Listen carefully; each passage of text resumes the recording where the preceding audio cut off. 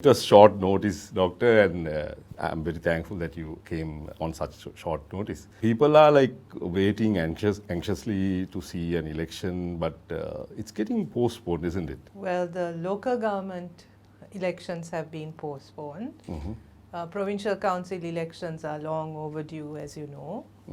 But the presidential election is due next year, 2024. Is there a particular date or a month? Yes, it's very clear that November, the new president has to be elected, which means that the presidential election has to be held at least a month before that. And the whole process should start around calling for nominations, and all of that needs to start by about August, September of next year. That's the normal constitutional... That's a constitution, because according to our constitution, the presidential position cannot be vacant. The executive presidency cannot be vacant even for an hour. It has to be filled up. It has to be filled. So unlike the local government elections, when it gets postponed, the council gets, as it were, becomes vacant, but the executive president has the authority to appoint commissioners to run the councils. Similarly, provincial councils, there are no elected representatives, but the president can appoint governors who basically run the system. But you can't do that with the presidential election, right? The presidential election, there is no appointment. Right. The executive president has to be elected. In Ranil Wickramasinghe's case, when there was a resignation of the elected president, he was appointed or elected by parliament to serve the remaining period of the elected president's time period. There was a provision for that? There is a provision for that. Right, okay. There is a provision. It has happened only once before, when President Premadasa died and D.B. Wijetunga was also elected by parliament, but D.B. Wijetunga very quickly called for elections thereafter. Is there a stipulated period such a president can hold the post? Only to the duration of that elected president. So Gotabaya was elected for 4 years. He resigned within 2 years. So Ranil Wickramasinghe can complete that period. That term? That term only. He can't go even a day beyond that. So when is it going to pass that day, like, the term, is it already over, or is it? That's the one that I said is over in 2024 November. Right. So then they have to go for an election. They have to go for an election. Of course, the general election, parliamentary election, the parliament, it goes on for 5 years, and that's due in 2025. Just to, from a layman's point of view, I'm representing the layman, the voter, like, because the president has so much of power, is there any way that he can work around it and extend it? No, he can't do that without an amendment to the constitution. And an amendment to the constitution that involves extending the time period of the presidency, the duration of the presidency, requires a referendum. You can't do it only with the parliamentary mechanism? No, you can't. Right. So anything that increases or reduces the duration of the presidency or any powers of the presidency have to go through a referendum and a 2/3 vote in parliament. So that's the only way. So if you remember, even with the 19th Amendment, the 19th Amendment, there have been so many amendments, I can't keep track of the number. The 19th Amendment in the 2015 government, when Maithripala Sirisena was elected as president, there was an attempt, as you know, to reduce the powers of the presidency. Yeah, there was a move. There was a move, and there were lots of clauses that were brought in to limit certain powers of the presidency, but that couldn't be done. Many of those had to be amended thereafter because it would have required a referendum. Yeah, then nobody went for a referendum. So at that point, for whatever reason, they decided not to go for a referendum, and that's why the 19th Amendment was in a way a watered down version of what the... Yeah, there are many versions of it. What people really expected. And I think the JVP, I can't remember exactly when, brought in a 20th Amendment to reduce the powers of the presidency. That also could not go ahead because it required a referendum. So whatever the move they do on this particular subject, it has to be done through referendum. Yeah, anything to do with extending the duration of the presidency or reducing the powers of the presidency drastically requires a referendum. Reducing or increasing the powers of the presidency drastically requires a referendum. Yeah, just getting slightly away from the topic, like we saw in Aragale. Personally, I was very happy that people had, they could like rally and protest against the government that they were not happy about. And at the same time on social media, even now, many parties and even some individuals, they say that it was actually orchestrated by a foreign power. What is your opinion on that? I don't think that's entirely true. I don't think a movement of that nature can be externally provoked if the conditions were not ripe, or if the people of this country were not anyway motivated to do that, right? External party can't come and sort of create a struggle like the pricing of the Aragale. I mean, they might be able to support it or subvert it or undermine it. They will try, they will do that. But I don't believe the Aragale was simply something that was externally facilitated or externally. What you're saying is without a sentiment, nobody could have. Without a sentiment, that was not possible. There was certainly a lot of genuine effort by the people at that time to demand change. That was very genuine. That was very sincere. That demand for change was very spontaneous. If you remember, it started, it didn't, I mean, I think we tend to now look at the Aragale as simply what happened at Gaulleface. But it wasn't just what happened at Gaulleface. It was a build-up.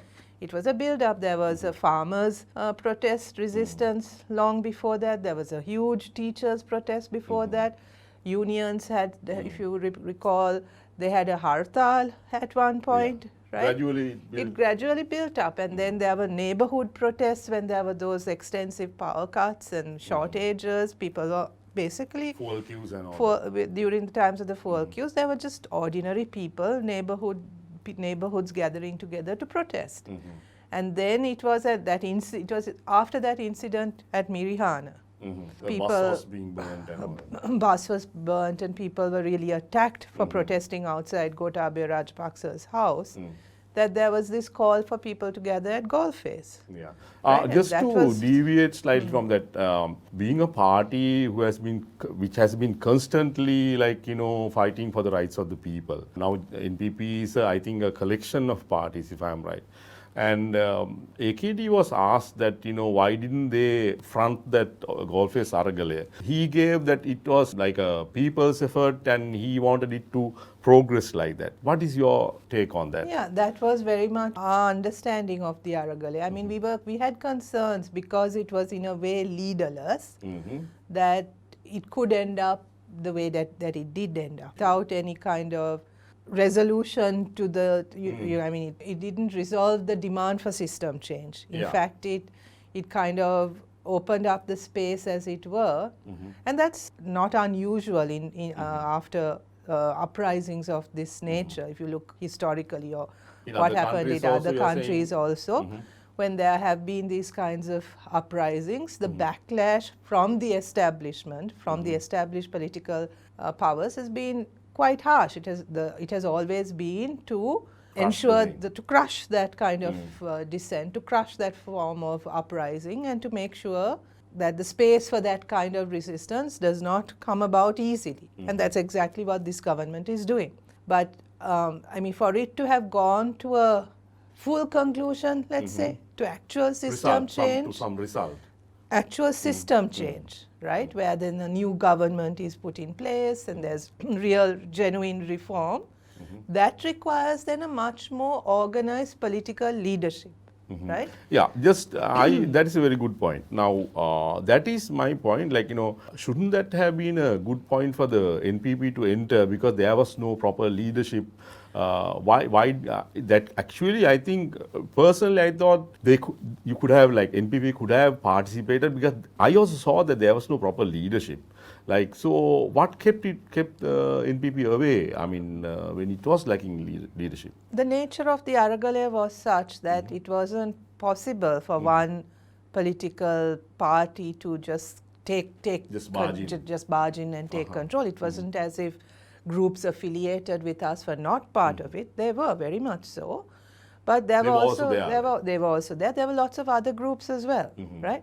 And there were also groups within the Saboteurs Aragale. are also there. Saboteurs were also. There were also groups there who were resisting the idea of any one party taking over that leadership. Total change, new. Particularly of the NPP taking over. So there was that kind of, it was towards very much after what happened on the 9th of May. I think the spirit of the Aragale also changed. It became much more divisive, much more sort of factionalized, as it were, right? And in that context, in that situation, you can't just forcibly go in and capture that, and that's not something we wanted to do at all. And there is another thing, Doctor. Now, I think this is the first time I have seen that the lawyers were like actually with the people, ensuring their rights and all that. I was very happy about it.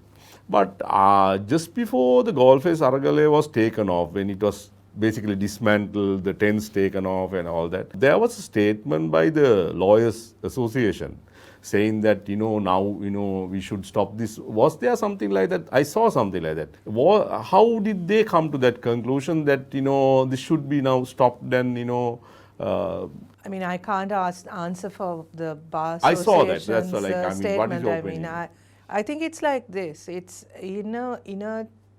at a time of this kind of upheaval, there are, when people demand system change, some people don't necessarily think of system change as a really radical transformation. And I think, that's also, there were different opinions or different versions of system change in the Aragale. Some modifications to a total radical transformation, right? And for many within the movement also, a radical transformation was was too scary, was too much of a leap into the unknown. Scared to go full flow. Yeah, they wanted the status quo to remain under maybe a different arrangement. Right? So is much. It now that's a very interesting point. Like now, apart from the politicians, I think the many institutions there's a official cadre there. Like I personally believe there are a lot of corruption in those circles. Like I thought that maybe those corrupt circles with the government, they didn't want to let go of power. Was there something like that? Well, that's always possible. No, I mean, when we think of how a society is structured, there are privileged sections of the community and the underprivileged. The privileged will always try to maintain their privilege. Within that system of privilege, they wouldn't mind certain revisions, certain reforms that make it less overtly privileged or less overtly discriminatory, right? I mean, that they will support within as long as the entire structure is not challenged and as long as they are not challenged. Keep their decisions. So that's normal. That's how transformations happen, and that is why there's always like a resistance to any kind of radical transformation, radical changes. But I think what was unique about the Aragale was that broadly there was demand for radical change. Maybe that radical change wasn't articulated clearly enough. It didn't have any focus it didn't have any clear demands. I mean, the most obvious demand was go home. Yeah, right? That was the slogan. That was the slogan. But there was also the 225 go home. Okay, for the 225 to go home, how do you make them go home? It's not possible, is it? You could demand for an election. What if I say like, okay, if I bring in like, I'm French Revolution, for instance. Now, there was a total upheaval of the thing. Was that kind of thing possible at the height of Golfes Aragale for people to totally change the system, take over the power of the thing? We saw people going inside certain institutions and occupying them, and like it was a total circus. Could it have ended up there? Like not this Aragale, because this Aragale was by and large very peaceful. Non-violent. The French Revolution was very violent. Yeah. But the Aragale, even the people who occupied those buildings were unarmed, right? And they even returned some money also, right? they return money, all of that. I mean, there's very normal, average people who occupied those buildings, Yeah. right? That's the only way they knew. That's the only. There was no. I mean, they were unarmed. It's very different from the French Revolution. The violence actually came from the state, but so it's very different. So. What was unique about this Aragalaya was that such a radical uprising took place in a very non-violent manner. I mean, it was confrontational, right? It was definitely confrontational, but it was unarmed civilians versus an armed state, right? You could see like near barriers, like near barriers. how I mean, behaved and all. yeah. I mean, okay, they would throw back the tear gas canisters or something, but there were no weapons. Right? So in that sense, it was a very unique kind of Aragalaya, unique kind of resistance, right? But then those resistance are also very easily crushed by state. I mean, the state has the weapons of dissent, of crushing dissent on their side, right? Yeah, that security apparatus is under the control of the state. It hadn't been dismantled at all.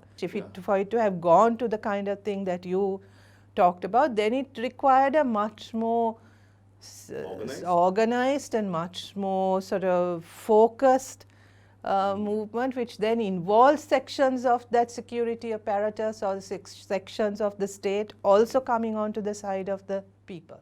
Yeah, I saw that some of the retired forces getting together, forming organizations and helping NPP, and it's on social media. Now I take the opportunity that now there is a bill, apparently there is a bill that the government wants to pass, which will harm the voice of the people, especially on Facebook and social media. Like, I don't know if it's passed yet. What is your opinion on that? Is it going against the rights of the people? How should people contest that without getting into jail and all that? Like, recently there was a signature campaign about 3 weeks back at Kirlamara. And there was a peaceful signature campaign, and a police bus came and took everybody in. Now, where do you draw the line? Is there any way of protesting peacefully without ending up in jail, and how do you fight bills like this? Of course, you have to fight those bills, and I mean there is a risk of arrest. There is that risk always, because the government in power is anti-democratic, right? But if you want to protect democracy, then there are risks. There's a risk involved. I mean, there is no. I mean, you have to understand what you're up against. You're up against a authoritarian, anti-democratic state, and a state that is denying people the right to elections, the right to express themselves. Many constitutionally guaranteed rights are being violated and crushed by this government, right? So if you're going to take that government on, of course there will be risks, right? And that kind of resistance you have to go into it knowing that there's always that risk, but that is part of that fight, right? You can't do it without that. You can't avoid the risk, and sort of, this is not a tea party. This is not some cocktail party where you kind of sit across and discuss with your friends and come to an agreement, or you just, exchange letters or something. This is a fight. This is a fight to protect democracy and to protect your rights as a citizen. Yeah, now getting back to the point of you mentioned the date. If on that date also, without a reason or without causing any kind of if the Ranil Wickremesinghe government, in short, postpone that, I don't know what the mechanism they're gonna use, but how will the NPP fight that? Postpone what? The election. Which election? The presidential election, like you said. Like I said, they cannot do that under this constitution. So if they do that, that's a violation of the constitution. What will be a move as a party? Then, I mean, it's an entirely different political context, right? Then you're dealing with a government that is overtly undermining the constitution. That means the constitution is no longer valid, right? So then the steps that will have to be taken are completely different. Even now, what they are doing is pushing the boundaries of the Constitution. Pushing. They are always pushing. And right now, I mean, there are 3-4 bills on the card, all which potentially, again, threaten rights which are enshrined in the current Constitution, right?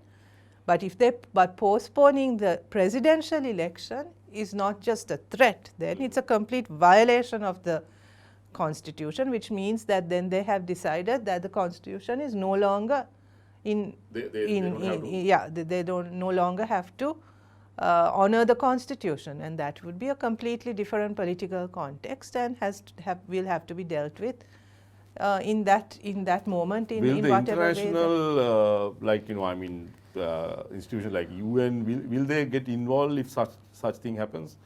Yes, but the international community's intervention will be always based on what people here do or don't do. They take a cue from? They will take a cue from you. I mean, they will issue statements. Then we will basically be a rogue state, right? We will be a pariah state. Will it affect the IMF, like this bailout and all that? Well, I would imagine so. I don't know whether the IMF would want to deal with a government that is undemocratic, a government that is repressing its own people, a government that doesn't respect law, right? How do they, even from their point of view, political stability and respect of law and order is an essential aspect of economic reform, even in their understanding of what economic reform is.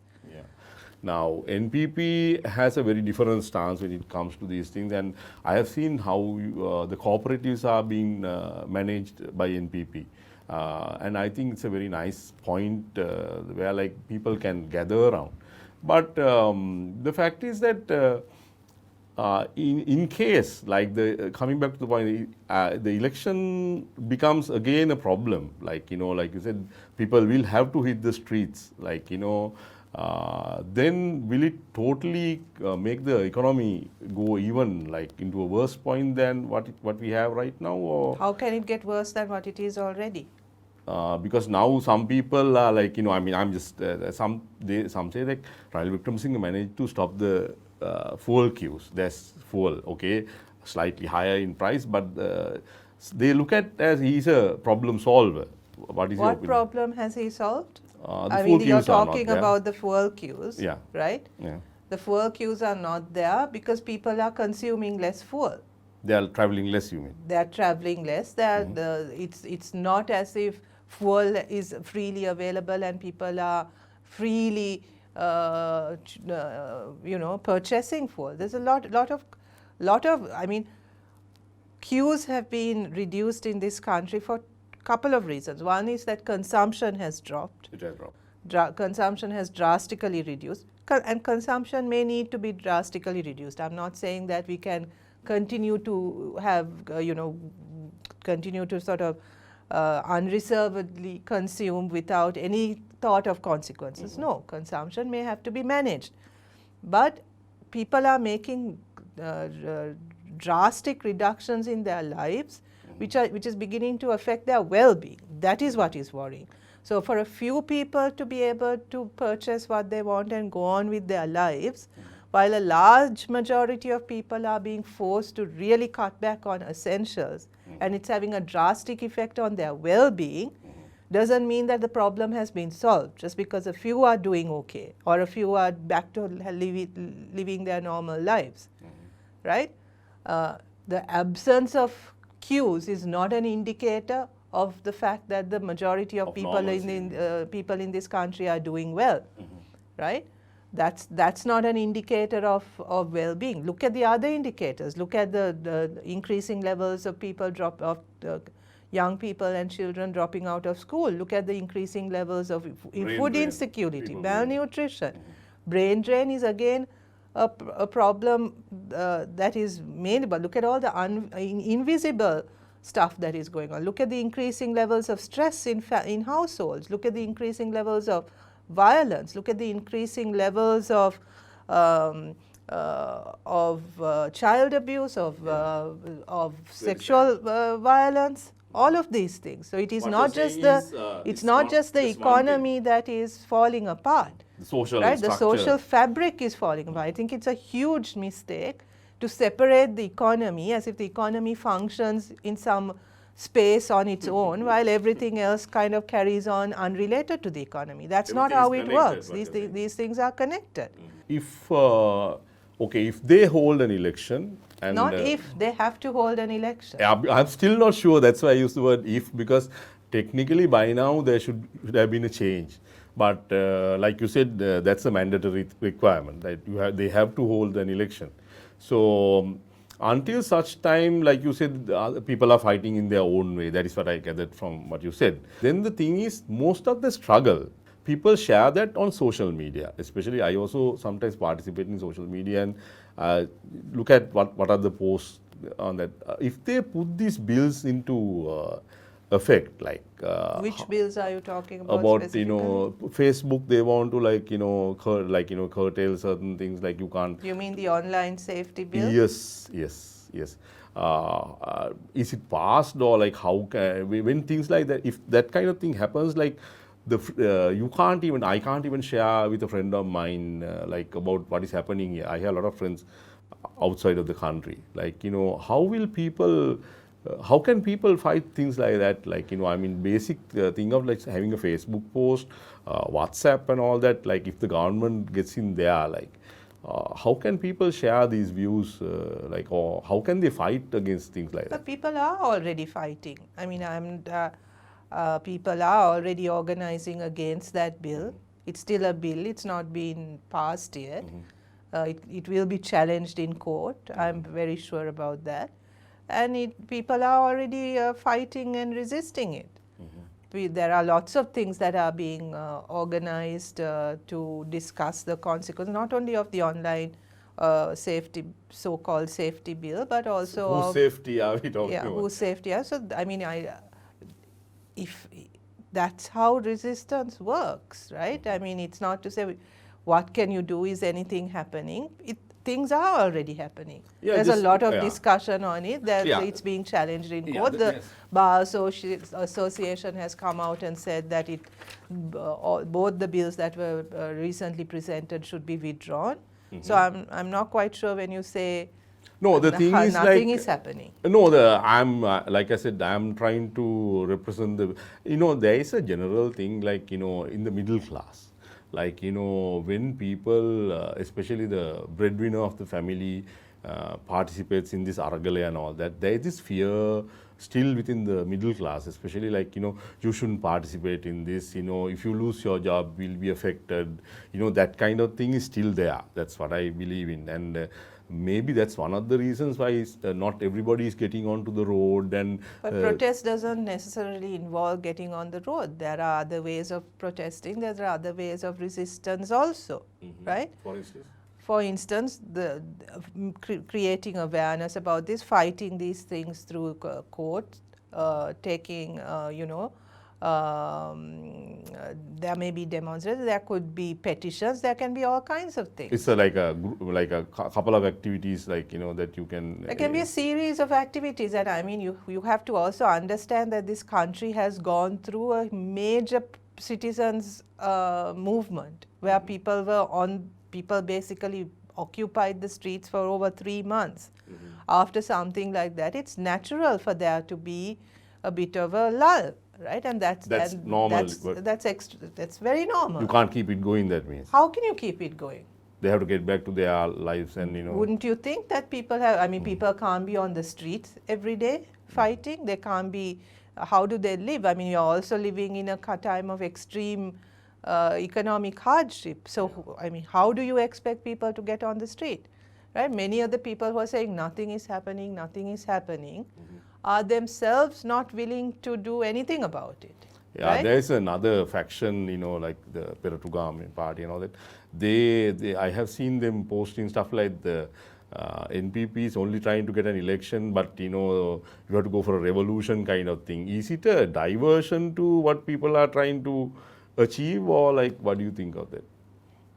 Well, I think the NPP has always stood for the fact that in this current context in Sri Lanka, the kind of radical transformation that people are expecting must come through a new government, and that people have to be allowed to choose a new government, and a government that reflects the kinds of changes that they want, right? But these people got 69 lakhs of votes, and now will they, that 69 lakhs, you think like some of them will cross over for a radical change? Will it happen, or is it? It has already happened. If that didn't happen, how did Gotabaya leave? How was Gotabaya forced to resign if 69 lakhs of people were behind him? Yeah, some people, what you're saying is they changed. They saw If it hadn't changed, how could this Aragale have taken place? I mean, there's a foreign. That's why I said they say there's a foreign power behind it. Who is saying that? I mean, you have to also, when you say they are saying, people think, right? I mean, those are very broad terms, right? There is no one voice of the people, right? When you say they, there's no anonymous they out there. There are groups, right?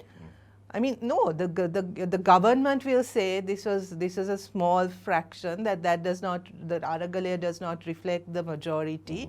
You will never, so that's why we are challenging them. Hold an election and test that. If they are so confident that they still have 6.9 million people behind them, then they shouldn't be afraid of elections. First thing they should do is to have that's the best test of whether people have changed or not. So if you're so confident about it, let's have an election. If you're so confident that people are behind you, come out onto the street and address people instead of running off to Berlin and New York and saying all kinds of things about what to do. Come and face the people. If you're so confident that people are with you, conduct a public rally. They are unable to do that. They are unable to gather 100 people and address I'll challenge Ranil Wickremesinghe to hold a rally and try and collect people and say all these things that he's saying everywhere else. He's very good in the international front. Yeah, I mean, how many days has he been in this country in the last 1 month, right?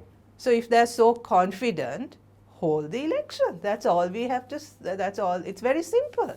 So then they have nothing to worry about, no?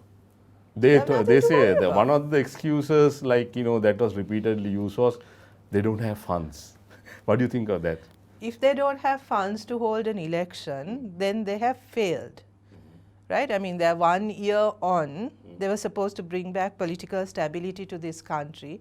On the one hand, they're saying now it's all fine. The tourists are coming back. Everything is back to normal.